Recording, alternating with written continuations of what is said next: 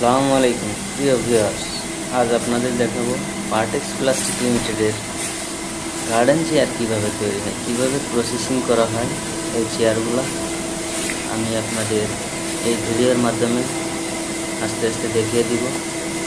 আপনারা দেখতে পাচ্ছেন সাদা চেয়ারগুলো।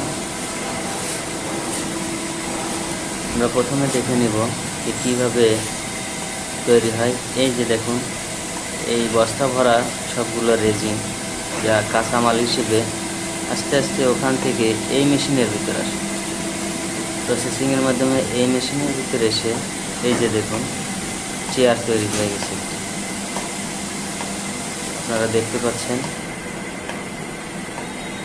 এই যে দেখেন চেয়ার হয়ে নিচে পড়ে গেছে।